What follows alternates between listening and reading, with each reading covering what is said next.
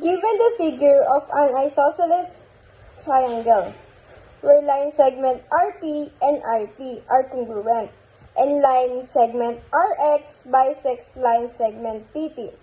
Let's prove the triangle PRX is congruent to triangle PRX.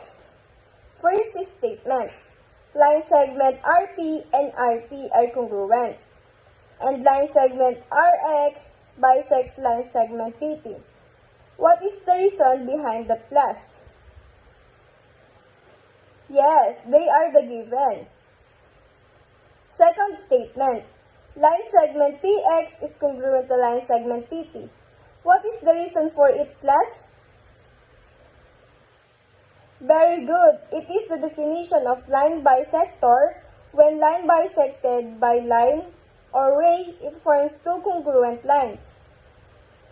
In this given, line segment PT is bisected by line segment RX. Then it forms two congruent line segments, which are the line segment PX and line segment XT. RX is congruent to line segment RX. What do you think is the reason, class?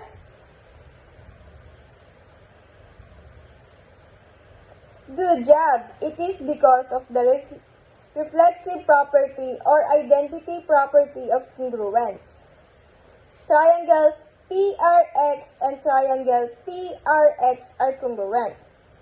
For what reason, class? Okay, due to SSS postulate, because the three sides of triangle TRX is congruent to the three sides of triangle TRX.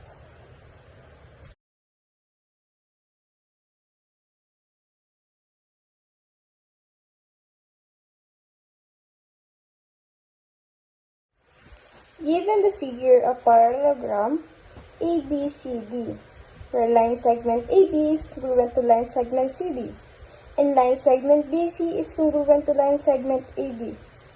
Let's prove the triangle ABC is congruent to triangle CDA. Let's proceed to the first statement. Line segment AB is congruent to line segment CD. What do you think is the reason? Okay, it's a given. Then, second statement, line segment BC and line segment AD are congruent. Reason, based on the given. Third statement, line segment AC is congruent to line segment AC. What do you think is the reason? Okay, it's due to the identity property or reflective property. Any figure is congruent to itself. Let's proceed to the fourth statement.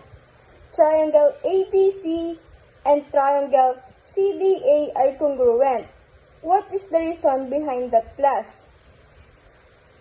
Yes, it is the SSS congruence postulate, since we already proved the three sides of triangle ABC is congruent to the three sides of triangle CDA.